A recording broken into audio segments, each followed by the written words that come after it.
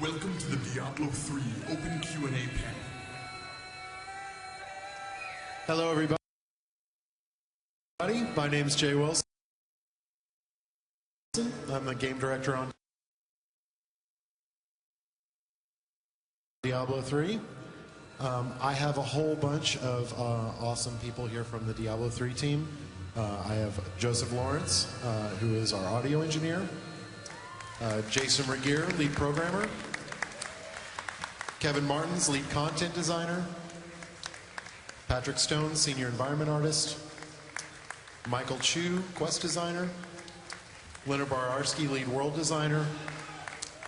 Christian Leichner, art director. Nathan Letzock, associate producer. And Alex Mayberry, senior producer.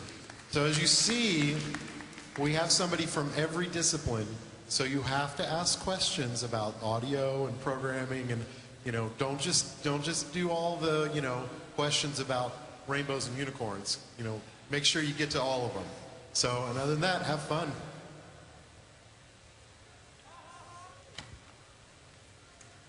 All right, here we go. Okay, hi guys, and thank you for everything you've shown us so far. So I had a question. Basically, you said that you wanted to make the player focus on the game and not on the UI, basically. That is a good idea, but when you've got I think it's 96 billion of possibilities in your runes, you've got also the traits, you've got the skills, you've got the charms and the talisman. So how are you going to manage the fact that all the players will have to think about all of this when creating the character? And also, how are you going to balance this in PvP? Because basically, if you're playing with 3 players, it's 96 billion multiplied by 3, plus the traits, plus etc. All right, so that's 2 questions. Anybody want to take one of those? Okay, so on the UI side of things, I'll leave the P1 for Jay for a second here. On the UI side, you don't have that many choices at any given time. So the way it works right now, which may change, of course, we're always iterating, is every even numbered level you get 1 skill point, and you have your kit of 7 skills that you can pick. So initially when you start the game, you just have 1, and then 2 and 3 and so forth. You can add another skill point into an existing one to level it up, or pick a new skill. That's just one example, and same thing with the traits. You're sort of spending 1 point at a time.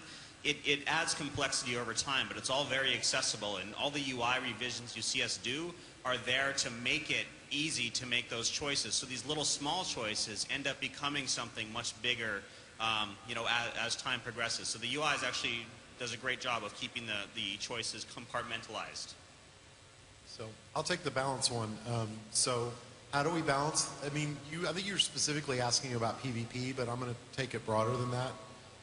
Most of the time, I mean, how do you balance a game is, I could probably talk for 2 or 3 hours about how you balance a game. It's very difficult to answer that question quickly.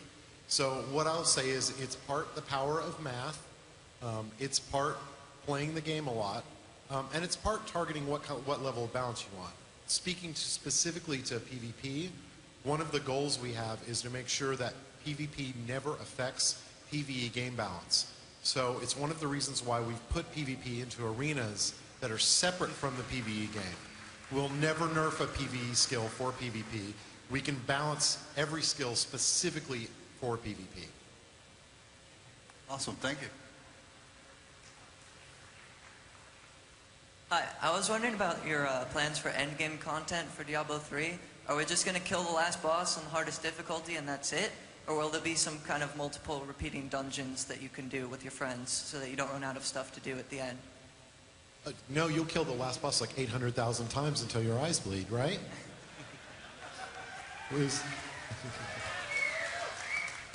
So, when we don't have the end game figured out yet. The right time for us to figure that out is going to be when we're getting close to beta, when we've probably when we've put it into players' hands and they can play a good portion of the content. It's hard to build in-game before you have game, so it has to come in the right order. That being said, we think we have a pretty good idea of the kinds, because there's a lot of different kinds of players, and Diablo 2 didn't really do a good job of catering to all of them. There's those players who want to re-roll characters, and that's their version of the end game. They don't necessarily want to search for loot. They want to, you know, play a different character or replay the same character for a good reason. So we can come up with good motivations that reward that activity. There's players who want to acquire more loot, and really for them, what we want to do is say, well, what's the most fun way to play the game? That should be the best way to get loot. So for us, it's mostly cooperative play, and it's actually a lot of the core game of fighting monsters. And bosses are fun, but they get repetitive. We'd really prefer you to play much more of the game, and that be the fastest way to get loot, because it's the most fun. And then PvP is now a factor as well. A lot of players are going to want to play because they're going to be trying to perfect the perfect PvP build, and that has definitely got a big end game in and of itself. Thank you.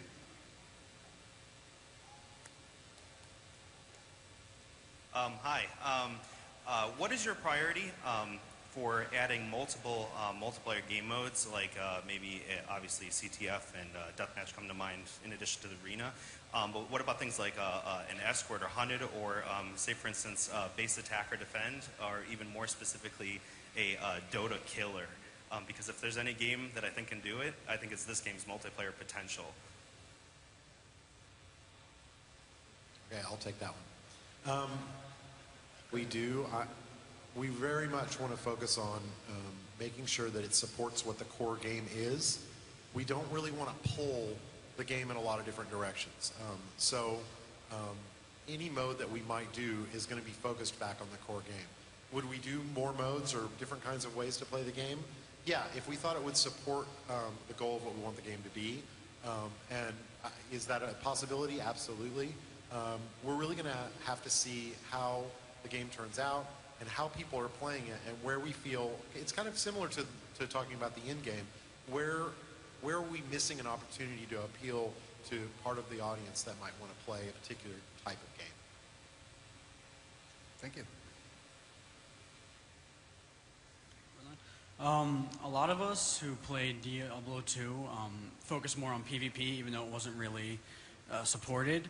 What are you guys going to do for maybe like clan or guild affiliations? Not like a World of Warcraft full-blown guild UI, but maybe just letting people know where you come from.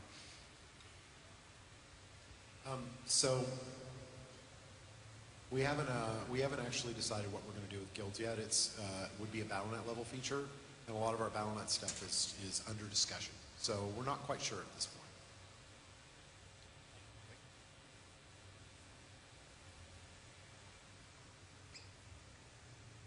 Hi. I was just wondering when the game's coming out. No, kidding.